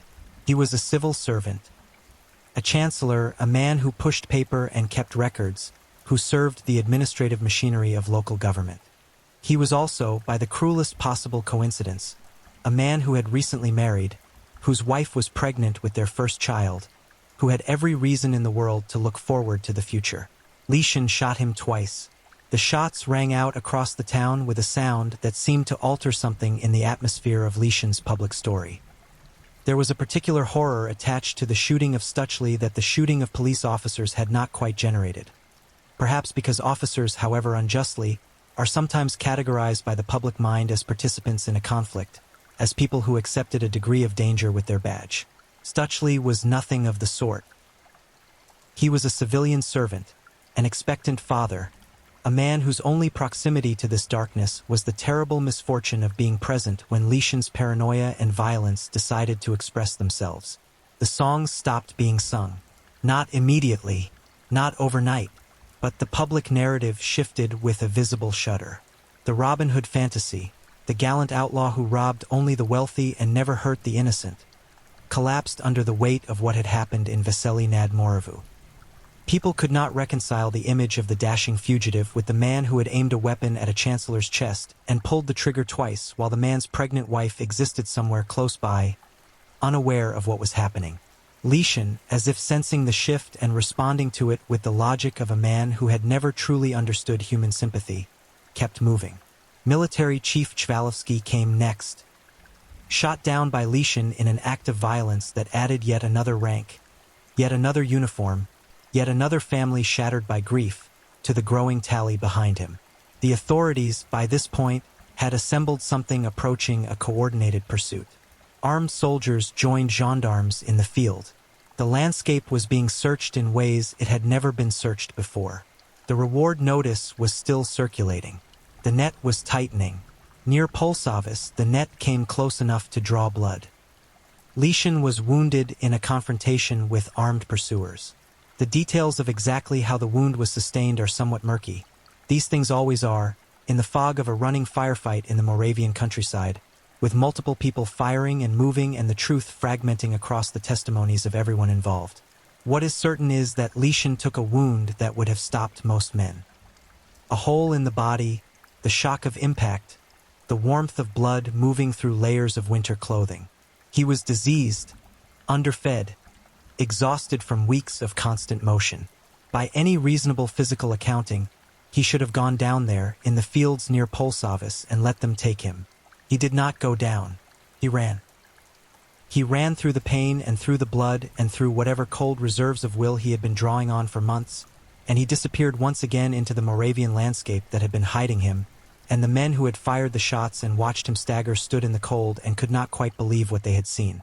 That a man in his condition had absorbed that and still moved, still fled, still refused to end. Took another month.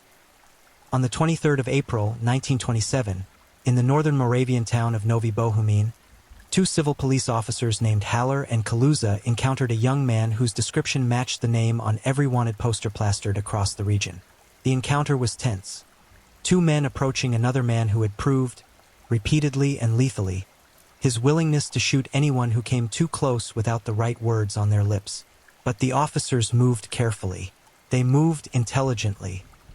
And Martin Leschen, perhaps exhausted at last, perhaps degraded by the wound and the tuberculosis and the relentless weeks of running to a point where the legs simply would not carry him any further, found himself detained. 134 days after his final desertion. The grim shepherd of Moravia was in a cage. And a 4-month investigation was about to begin that would strip away the last remaining shreds of the legend he had constructed around himself, leaving something far more ordinary and far more chilling exposed beneath. There is a particular cruelty in public disillusionment. When a community invests its fantasy in a figure, elevates them, romanticizes them, builds songs and ballads around their name. The moment that figure is placed beneath the unforgiving light of scrutiny, the collapse is violent. Not violent in the physical sense, but in the deeper sense of something imagined being unmade, of a story people needed being rewritten against their will. The courtroom in Olomouc was going to do that work on Martin Leschen, and it was going to do it with methodical, unhurried thoroughness. The investigation lasted 4 months. This in itself speaks to the scope of what the authorities were untangling. Not merely a handful of murders committed over a few weeks, but a sprawling criminal biography that stretched back years and encompassed crimes numbering well into the hundreds. When the full accounting was finally assembled, the indictment against Martin Leschen listed 104 crimes. 104. Among them, 10 acts of murder, both those completed and those merely attempted. 54 highway robberies. Numerous additional thefts, break-ins, assaults, desertions, and weapons offenses.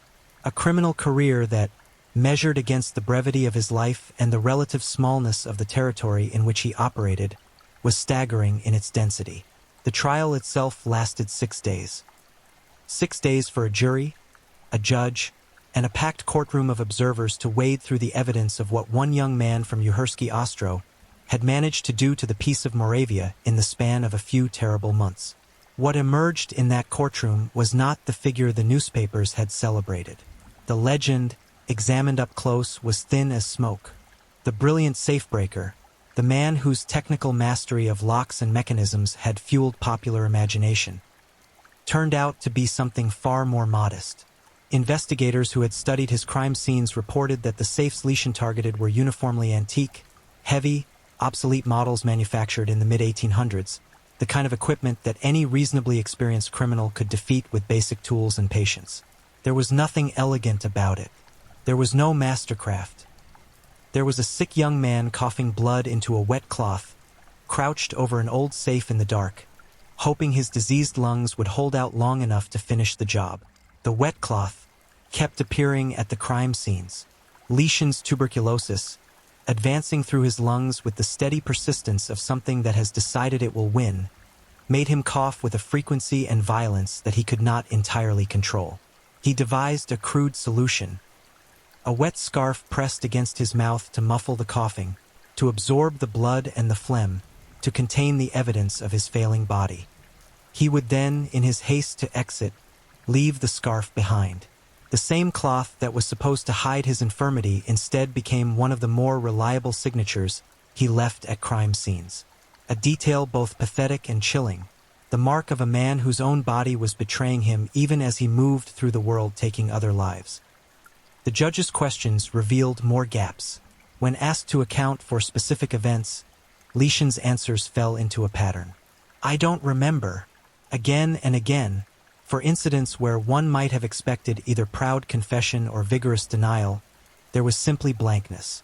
Whether this represented genuine gaps in his memory, the cognitive fog of a terminally ill man running on fear and adrenaline, or a deliberate legal strategy to avoid adding to his sentence, no one could say with certainty. The effect was the same regardless. The man in the dock was not the glamorous desperado of the ballads. He was tired, diminished, hollow-eyed, struggling to answer basic questions about his own recent actions. The public, which had packed the courtroom expecting a performance, expecting, perhaps, the fire and defiance of a man who had authored such a spectacular reign of violence, was deeply, visibly disappointed. The newspapers that had only weeks before been celebrating Leeshan's exploits now performed a sharp reversal with the ease of publications that have never particularly committed to honesty.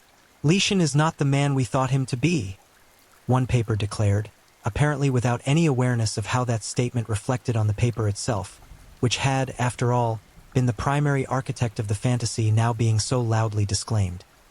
But even diminished, even sick, even stripped of the legend he had been given, Leeshan had one final, terrible act remaining. The sentence came down on the 3rd of September, 1927. Death. The court was unambiguous both in its verdict and in its reasoning.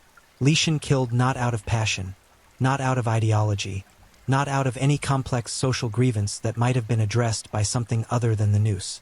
He killed to stay free. He killed because capture terrified him more than death did. Every murder was a calculation. Every body was a toll he paid to buy himself another day of liberty, knowing that the tuberculosis would eventually collect what the law could not. The sentence was death by hanging. Leeshan, in a move that surprised even those who thought they understood him, accepted the sentence without appeal. He stood in the courtroom, dismissed the counsel of his solicitor, and turned directly to address the President of the Republic, T.G. Masaryk, asking for clemency. Not through the proper legal channels, not through the measured bureaucratic process that governs such requests. Directly, personally, in the open courtroom with the judge and jury and the watching public as witnesses. He was dying anyway, he argued. The tuberculosis would take him within a few years at most. The execution was therefore redundant, the state preparing to kill what disease had already claimed. Masaryk gave the matter serious consideration. The president of the Czechoslovak Republic, a philosopher, a man of stated humane principles, a leader who had built his public identity in part on the idea that the new Czechoslovak state would distinguish itself from the brutality of its imperial predecessor, was reportedly close to granting clemency. The argument had genuine weight. A dying man, a death sentence rendered almost symbolic by the terminal diagnosis already progressing through his lungs. Then came the night of September 25th. Inside the military prison in Olomouc, where Leeshan was being held while the question of his pardon moved through the presidential apparatus, the guards had taken every precaution they could conceive of. He was watched. He was restricted. The cage, as they thought of it, was secure. Multiple layers of supervision had been arranged for a man who had already demonstrated, in the hospital at Olomouc months before, his willingness to injure guards and walk through walls when the opportunity presented itself. Somehow, through a combination of patience, observation, and whatever dark ingenuity had kept him one step ahead of the law for months, Leeshan found the gap. In the night, between the 25th and 26th of September, Martin Leeshan broke free of his confinement.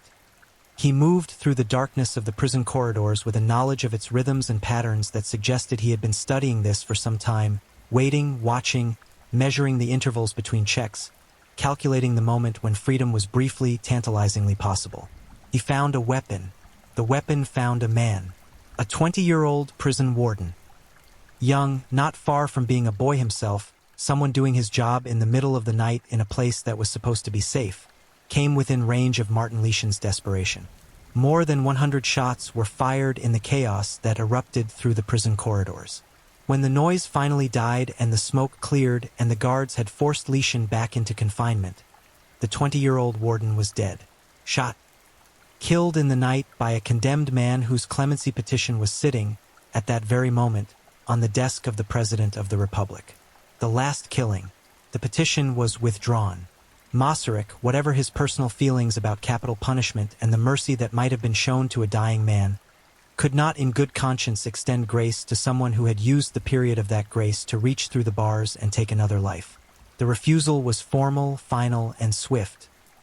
7 days later, on the 3rd of October, 1927, the presidential pardon was officially denied. 3 days after that, on the 6th of October, Leopold Wolschlager made his preparations. Dawn in Olomouc in the first week of October carries a particular character. The summer warmth has fully retreated by then, pulled back behind the horizon, leaving behind a crisp gray air that smells of fallen leaves and damp stone. The kind of morning that makes the world feel very old and very serious. The kind of morning, if you believe in such things, that seems to understand what it is being asked to witness. Leopold Wolschlager was 70 years old. He had spent a long professional life in the service of endings. He was the headsman, the state's designated instrument of final justice, the man whose hands tightened the rope that other hands had only tied metaphorically when they wrote the verdict. He was old enough to have seen many mornings like this one, to have stood in many courtyards in the early half-light and completed the grim administrative task that the law required of him.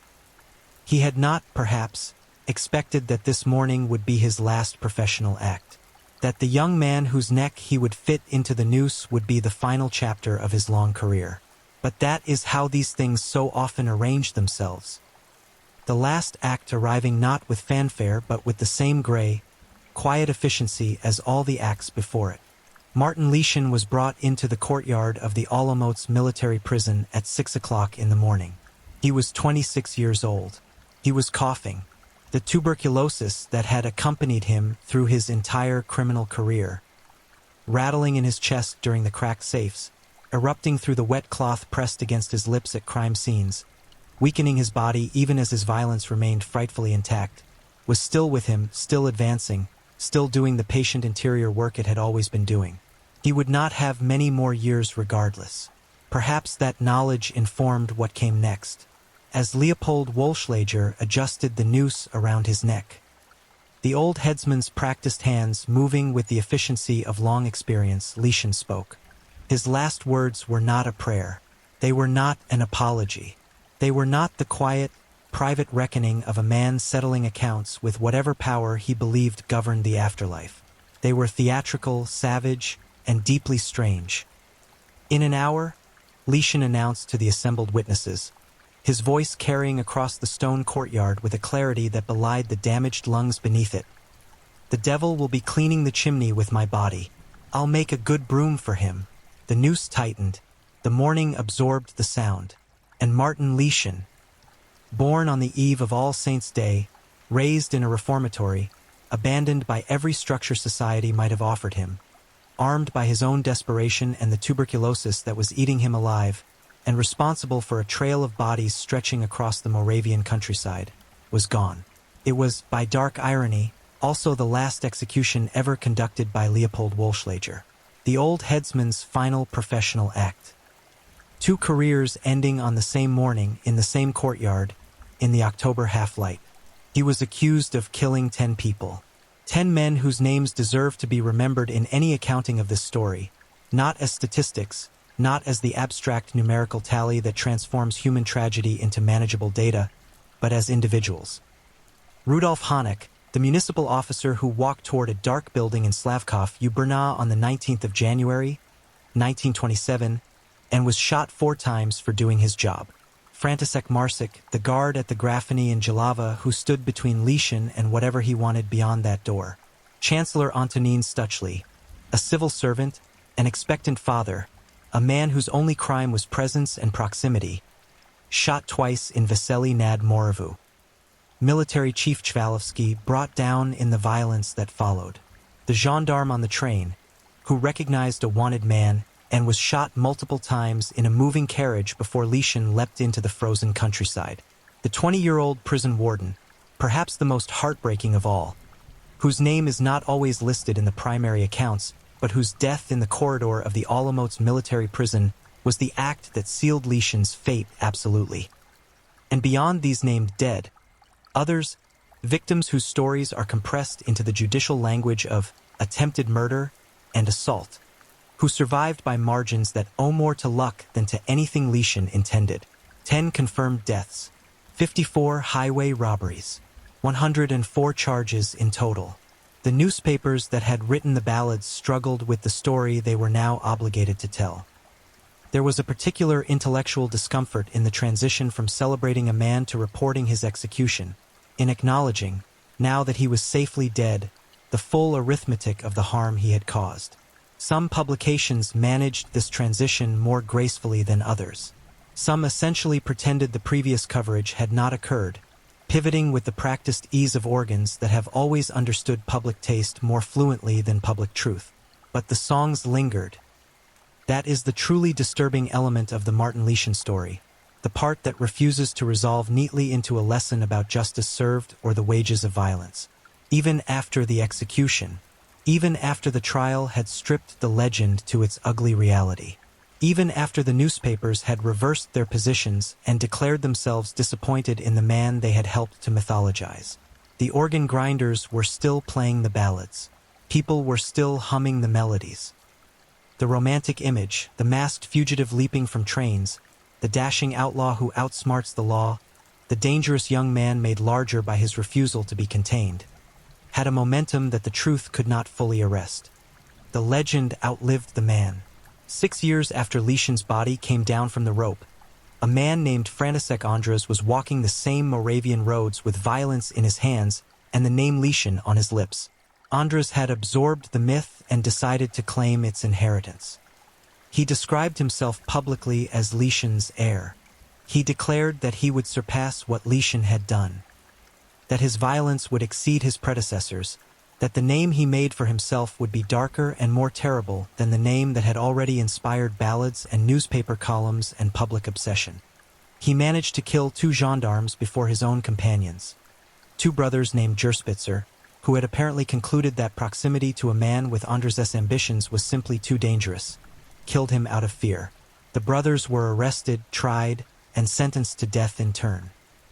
A cycle of violence feeding the myth, feeding more violence, the legend of Lesion functioning as a kind of terrible inheritance passed between criminals who wanted to wear his story as armor.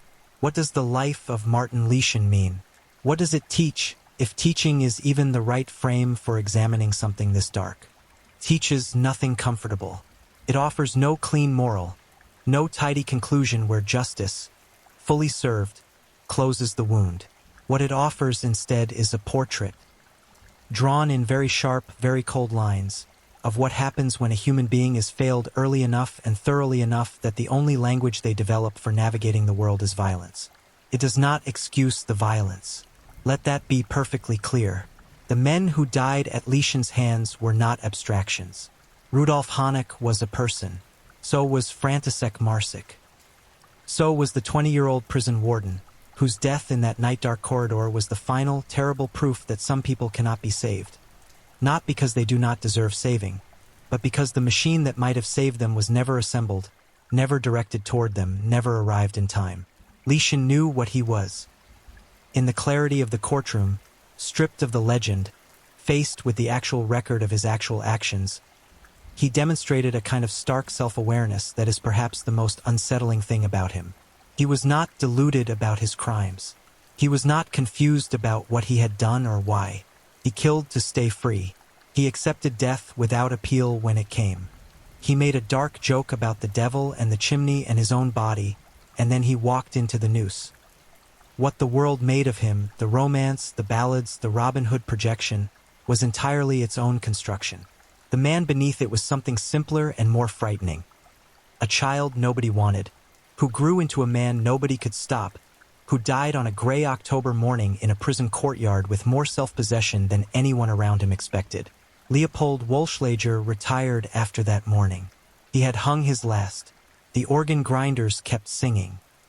And somewhere in the frostbitten landscape of Moravia, in the old houses and the post office walls where the wanted notices had been pinned, the ghost of Martin Lesion, the grim shepherd of Moravia, settled into the walls of Czech criminal history and refused, as he had refused to do everything else in his short and violent life, to simply be gone. He was 26 years old when he died. He had been a killer, a fugitive, a tuberculosis patient, a myth, and a disappointment. He had been born on Halloween and executed in October, and in between, in the space of 1 year of true violence, he had taken 10 lives and shaken a nation still young enough to be shaken. The devil, if Leschen's last words are to be taken seriously, got his broom. Moravia got its ghost. And the case of Martin Leschen, the boy from the reformatory who became the most wanted man in Czechoslovakia, who wore a mask and fired 4 shots and leapt from moving trains and refused to stop until a prison corridor finally held him long enough for justice to arrive, remains one of the most chilling, most human, and most unresolved stories that the early 20th century produced. Because the truly disturbing question is never about the killer. It is about the world that made him. And how many more, even now, are being made in exactly the same way. If you're enjoying these stories, don't forget to leave a comment. I'd love to hear where you're tuning in from and what time it is in your part of the world. And if you haven't already, be sure to like this video and subscribe so you don't miss the next true crime story to help you drift off to sleep. Now, let's move on to our third story. Story 3. Cloth of the Damned. The man who turned a prayer garment into a weapon of mass death. Abul Jabbar, aka the Phantom of the Hindu Kush, Afghanistan's deadliest secret, buried for a decade beneath dust, denial, and the graves of the innocent. 2 innocent men were already cold in the ground, hanged by the very government that was supposed to find the truth. And the real killer was still out there, still breathing, still hunting, still tightening the same cloth around the neck's throat, completely unmoved by the fact that the world had already blamed someone else. There are crimes that disturb us. There are crimes that unsettle our sleep for a night or two, that linger at the edges of our awareness before gradually fading into the background noise of a world that produces too much darkness to hold onto all of it. And then, rarer, colder, more fundamentally destabilizing, there are crimes that do not merely disturb. They dismantle something.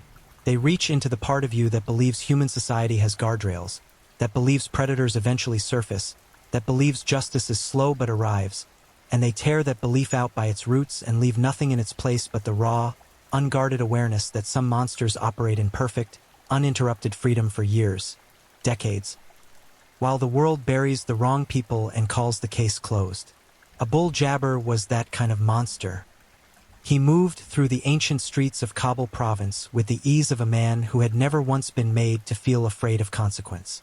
While investigators scrambled, while communities grieved, while 2 entirely blameless men were marched to the gallows and executed for his crimes, he was already selecting the next victim, already running the cloth between his fingers.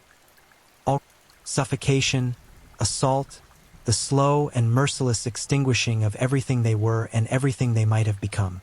But 65, investigators came to understand, was almost certainly the floor, not the ceiling. The true accounting, pieced together from years of disappearances, recovered remains, and the haunted recollections of a traumatized community, pointed to something far more catastrophic. A figure that investigators whispered rather than stated aloud. 300 lives. Possibly more, snuffed out by one man, one cloth, one compulsion that nothing, not the executions of innocent people, not the grief of an entire city, could interrupt. This is the case of Abul Jabbar, and it is unlike almost anything that has ever been documented. To understand how Abul Jabbar killed for nearly a decade without meaningful detection, you first need to understand the world he operated within, because that world did not simply fail to catch him. In many ways, it was architected, without intention, to make him nearly impossible to catch. Kabul in the 1960s existed at an extraordinary crossroads. Ancient in its bones, struggling toward modernity in its ambitions, the city was a layered, complex organism of tradition and transition. The streets wound through centuries of history, mud brick walls absorbing the heat of the day, the call to prayer threading through the morning air, the markets alive with the chaotic, beautiful noise of commerce and daily human ritual. It was, in almost every visible way, a functioning society. Community with roots. A place where people knew their neighbors, prayed beside strangers who became familiar faces, and extended the ordinary courtesies of shared culture to those who moved through their world. That social architecture, open, hospitable, built on the assumption of communal trust, was precisely what Abul Jabbar exploited. He was not a figure who lurked in shadows because shadows were unnecessary. He walked openly. He spoke. He engaged. A man with a turban was not a man to fear. A man who approached you in a public space and entered into conversation was exercising the completely unremarkable social currency of a culture that had been built on hospitality for centuries. There was no reason to recoil. There was no visible warning. His targets were drawn from the most vulnerable corridors of that world. Young men, boys on the edge of adulthood, travelers without local ties, those whose absence would take time to register, time that Jabbar used with ruthless efficiency. He understood, with a predator's precision, that a missing person only becomes a missing person once someone notices they are gone. And he selected his victims with enough care that the noticing was often delayed by days, sometimes weeks, sometimes longer. The disappearances accumulated slowly at first, the kind of accumulation that a city absorbs without alarm, attributing each individual absence to any number of ordinary explanations. A young man had moved on. A traveler had continued his journey. A boy had gone to relatives elsewhere. The human mind is extraordinarily resistant to the most disturbing explanation when more comfortable ones are available. And Jabbar understood that resistance the way a craftsman understands the properties of the material he works with. He had time. He had cover. He had a city that did not yet know it needed to be afraid of him. The turban is not merely a garment. To reduce it to that would miss something essential about the cultural and spiritual weight it carries across the region where Abul Jabbar committed his crimes. It is a symbol of dignity, of devotion, of the particular kind of masculine identity that is bound up in faith and community and the long, unbroken thread of tradition. It is worn not just on the head but in the awareness, a conscious daily act of putting on something that means something. That is what Jabbar chose as his killing instrument. Not a blade, not a firearm, not a blunt object grabbed in a moment of rage. A deliberate choice, a premeditated selection of something he carried with him. Something that drew no suspicion, that aroused no alarm, that was so ordinary in the landscape of his world that it was essentially invisible, and transformed it into a tool of systematic, repeated murder. The mechanics of what he did to his victims are deeply disturbing to document, but they must be documented because to sanitize them is to fail the people who endured them. He would assault his victims sexually while simultaneously deploying the cloth around their throats. The two acts of violence were not separate. They were concurrent, one layered brutally upon the other in a convergence of degradation and destruction that left the victim with no avenue of defense, no ability to call for help, no possibility of recovery. The assault stripped them of agency. The cloth removed their air, and the combination of the two ensured that death arrived not as a mercy but as the final destination of a prolonged, terrifying ordeal. Death by strangulation, medical examiners will tell you, is one of the more drawn-out forms of fatal violence. The brain does not simply switch off, protests, violently, desperately, in the language of pure biological panic. The body fights with everything it has, muscles seizing, hands clawing, vision collapsing from the periphery inward as oxygen becomes impossible to acquire. The heart hammers against its own cage. The mind, already fractured by the assault, experiences the additional horror of understanding, at some primal, inarticulate level, that it is losing, that the grip will not loosen, that air is not coming, that this is the end. Jabbar endured every one of those fights. He held the cloth through every convulsion. He waited, every single time, until the body beneath his hands stopped resisting. And then he walked away, and then he came back, more than 65 times that we can confirm. Possibly 300 times in the full, monstrous accounting of his career. There is a specific category of institutional horror that goes beyond incompetence, beyond negligence, beyond the ordinary failure modes of an overwhelmed justice system. It is the horror of a system that, under the pressure of public fear and political demand for resolution, manufactures certainty where none exists, and then executes that manufactured certainty before the truth has any opportunity to surface. That is what happened in Kabul, twice.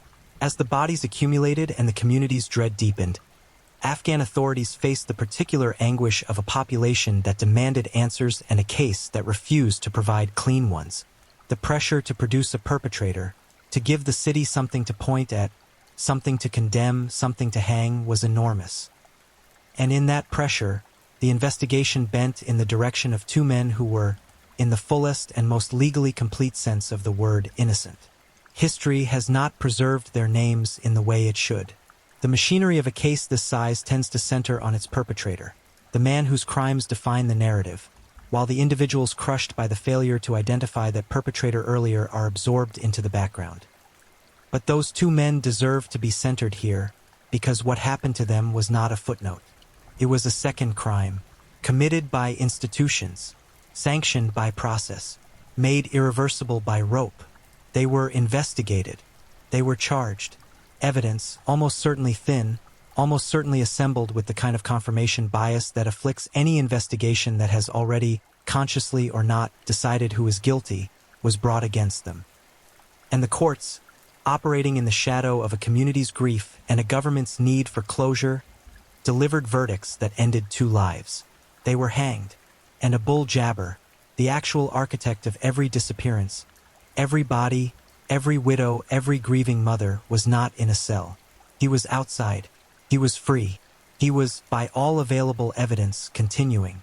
The executions of those two men did not pause him, did not frighten him, did not introduce any hesitation into the rhythmic, compulsive machinery of his violence. If the elimination of innocent people in his name communicated anything to him, it communicated only this: he was safe. The system was looking in the wrong direction, and the cloth was still in his hands. That realization, sitting in the full weight of its moral catastrophe, is among the most disturbing elements of a case that is already saturated with disturbing elements. There is a grim irony threading through the conclusion of Abul Jabbar's story. The two men who died in his place were taken through formal processes, investigations, charges, trials, the procedural architecture of a justice system doing what justice systems do. They were given the full, terrible weight of institutional attention. And they died for crimes they did not commit. Jabbar's arrest involved none of that ceremony. There was no elaborate investigative breakthrough. No informant who finally found the courage to speak. No cold case detective who spotted the pattern others had missed. He was caught because someone found him in the act of attempting to kill again. October 1970. The police arrived, and for the first time in a decade of carnage, the man holding the cloth was standing in front of people who could see exactly what he was doing. The arrest must have been, for the officers involved, a profoundly destabilizing moment. Not simply because of the violence they interrupted, but because of what that interrupted violence implied. How many times had this happened before? How many times had this man stood in exactly this position? Cloth in hand, victim beneath him, without interruption. The answer, as the subsequent investigation would begin to establish, was a number that no one in that moment was fully prepared to absorb. The legal proceedings that followed moved with a velocity that stood in sharp contrast to the drawn-out, ultimately catastrophic investigations that had preceded them. This time, there was no ambiguity, no circumstantial evidence requiring careful construction. The defendant had been apprehended mid-violence. The case built itself. The verdict was not a question. He was convicted of serial murder. The sentence imposed was death. On October 21, 1970, Abul Jabbar, the man who had wrapped a cloth around the throats of at least 65 young men and boys, who had operated in the heart of Kabul province for the better part of a decade, who had watched two innocent men hang for his crimes without stopping, without confessing, without doing anything but continuing, was himself brought to a gallows. The execution was carried out publicly in Kabul province, and the city that had not known to be afraid of him stood witness to his end. But the silence that followed was not relief. It was the particular, aching heaviness of a community confronting the full dimensions of what it had survived. and what it had lost. 65 confirmed dead. 2 more wrongfully destroyed by the institutions meant to protect them.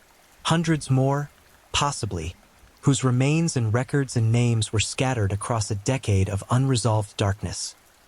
Abul Jabbar, known now as the Phantom of the Hindu Kush, left behind a wound in the history of Kabul that no execution could close.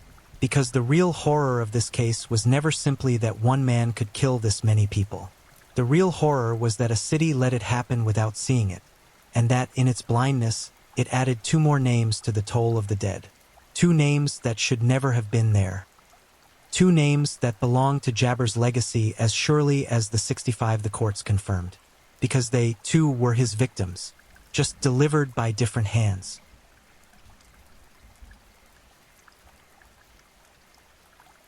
Thank you for listening and being part of this dive into the dark and fascinating stories that keep us all on edge. If you enjoyed the ride, remember to like, subscribe, and share with others who crave a good mystery. Tell us where you're listening from. I love knowing where in the world our true crime family is tuning in. Your presence means a lot. Until next time, stay safe, stay curious, and keep digging into the shadows where truth and mystery meet.